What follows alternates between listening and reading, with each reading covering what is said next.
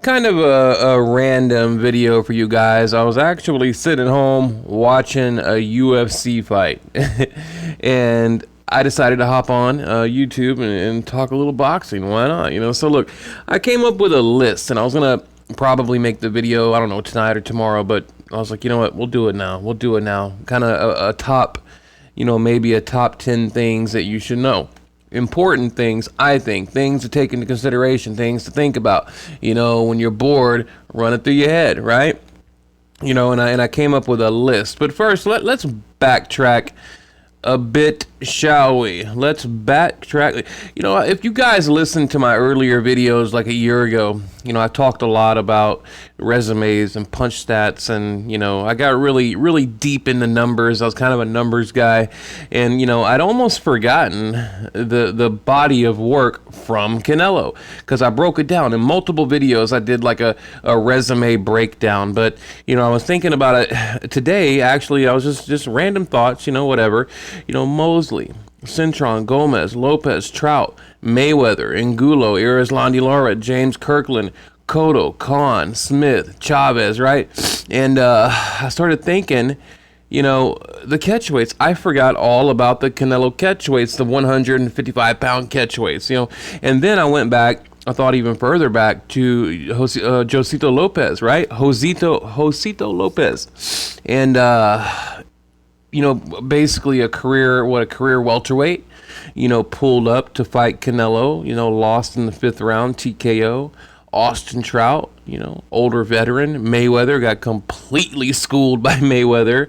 Angulo, Canelo catchweight. Irizlandi Lara, Canelo catchweight. James Kirkland, Canelo catchweight. Not only the Kirkland fight, a lot of you guys may not know, Kirkland was not allowed to use Ann Wolfe, his trainer. Now, it's a rumor, but I've heard from people that are incredibly reliable that it's a fact. They did not want Ann Wolfe in the mix because for one, they know that if you're going to train with Ann Wolfe, you're going to be in beast mode on fight night. So, and she was there. I actually covered that fight as press, and she was there ringside, as a fan, just watching basically, but she was not allowed to coach James Kirkland. So, Miguel Cotto, right? Again, another catchweight, won the title, the vacant WBC.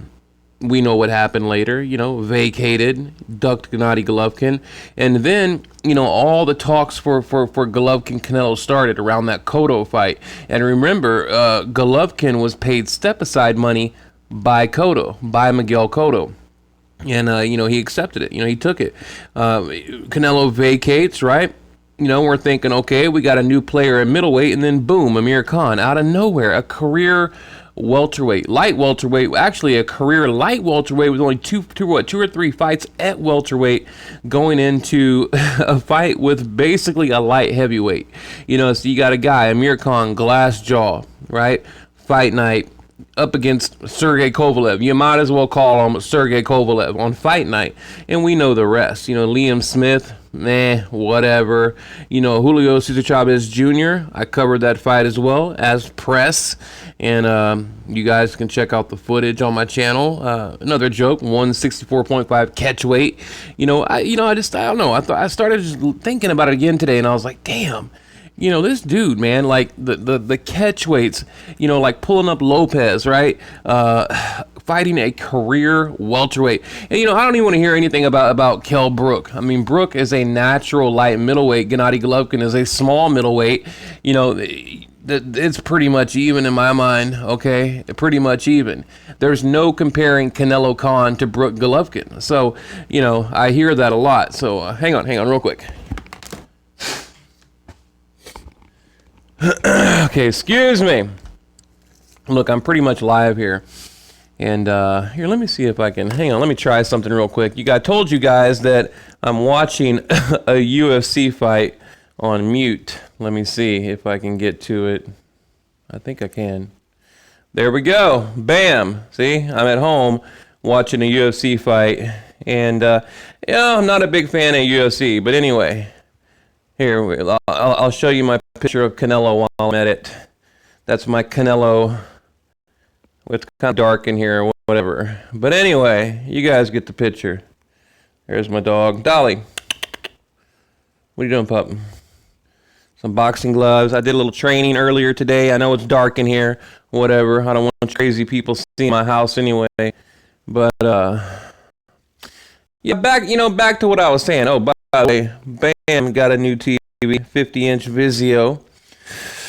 But how do I get back? Hang on, we're going to get back to the video. So like I said, I have, a list of things that I want to share with you guys, okay? Number one, no PED advantage. Okay, now I'm going to run through my list real quick, and I want to hear what you guys have to say. No PED advantage, right?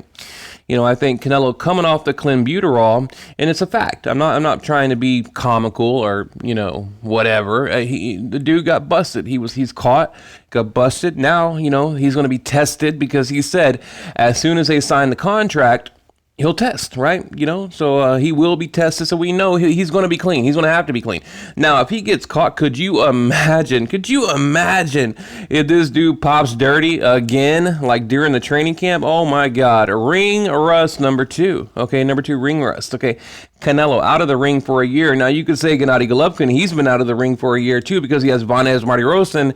Does that even count? 2 rounds with Marty Rosen? But I think it does, because I think as a fighter, he went through the camp as Canelo did. Canelo didn't have a full camp, but Gennady Golovkin had a full camp. He peaked in camp, and he went, did the ring walk, went to the ring. He went through the whole process. And, I think that's really important, as a fighter. And even Golovkin said that, Marty Rosen, he hits harder than anyone he's ever been hit by. Now, might be bullshit. I don't know. The mental warfare, the pressure right now. And I'm going to talk a little bit about this in a minute on another little category here, but the mental warfare, meaning this is more of the back and forth. We've heard a lot about how, they can't be around each other. There's no press tour right now. Apparently there's no press tour because these guys cannot be in the same room, blah, blah, blah, that kind of thing. But we all know they're just trying to save a buck. They're just trying to save money. And, who knows, maybe give Canelo a better shot at a better training camp, because it's exhausting on these guys. New York, LA, wherever, Mexico City, wherever they go. But right now, I think that Canelo's got a lot on his shoulders. He really does. And I think Golovkin is in his head, because here's the thing. They thought they were going to bully Golovkin, into taking whatever offer they threw at him, like a dog getting a table scrap, just like they thought, here's your little 30%, take it or leave it. And Golovkin said, no, I'll leave it, so they called their bluff. And now Canelo will enter the fight the underdog, right? The underdog. So, it's that mental aspect that I think is going to play a huge part in the fight. I really do. Now, this here, I'm not going to talk much about it. Number 4, the fans, biased, delusional, unreasonable, right? Look, here's the thing. I'm not really, how can I say it? How can I word it properly? I'm not a Golovkin fan over a Canelo fan. I'm a fan of boxing, okay? And to me, Golovkin, yeah, he is the ambassador of boxing. I think the way he carries himself, the way he fights, the style, I like it all. He's a complete fighter, a veteran, a champion, humble, respectful. He's just, to me, the whole package, and I like it. To where Canelo, I've met Canelo multiple times, and the dude's he's kind of a jerk. He's arrogant. He's standoffish. He's just got this kind of get the hell away from me vibe, so I don't know. But the fans, to me, they're I don't want to say that they're ruining the experience, but they kind of are. They kind of are. It's like, I really want to get into the fight. I want to enjoy it. I don't want to argue. I don't want to get online every day and argue with people. And I don't want to get too deep. You know what I'm trying to say. I just wish that these Canelo fans, they're like as bad as like Pactards or these Mayweather fans. They're absolutely insane when it comes to Canelo. And I really believe that the Gennady Golovkin fans are the more, level-headed type, the even-tempered fans. Okay, I really do. I think Golovkin fans are a little bit more mature because he's a little older maybe, and he attracts kind of an older crowd. And for whatever reason, Canelo kind of attracts these like these people that are insane. They're just crazy, right? Number 5, we don't really know the judges, the referee, the officials. We don't really know, who is it going to be? What's it going to be? We know it's going to be in Vegas. So, there's already rumors and talks and discussions about, they're going to pay off the judges. And, if it goes to the cards, then, they're going to lose. Our Golovkin will get robbed, basically. And remember, in the original fight, Abel Sanchez, he said, well, look, if it goes to the judges, then... and we lose, we can only blame ourselves. He's like, we can't blame anyone else but ourselves. And look, even in my immediate reaction video, I quoted Abel. I said, look, they let it fall into the hands of the judges, and you got to draw, so, and the referee, it's going to be very important, because if you have a biased referee, a paid referee, whatever it may be, a referee with anything to gain, from Golden Boy promotion, that can be a big factor. It really can. I mean, boxing is about inches and ounces. I mean, we know this. I mean, every inch and every ounce counts. So, the referee can be a huge factor. So, and right here, Canelo, like I'd mentioned earlier, he will be the underdog, okay? And I think that's going to weigh heavy on his mind. I really do, because he was the man, right? He gets the lion's share of the purse, and, he gets to walk whenever he wants to walk and do what he wants to do. He was like the king. He was a shot caller. But now it seems like Gennady Golovkin has taken that role from him, and... he's officially the underdog. I mean, in every way, shape, and form, he is the underdog. Now, let me show you guys something real quick. Here, I'm going to zoom out real quick so you can't see it. Or no, wait, this is not it. Okay, Tom Loeffler. Damn it, hang on. Here we go. Tom Loeffler put on Tom Loeffler put on an event for the media, and I absolutely love the little label right here, VADA approved. I mean, don't you love that?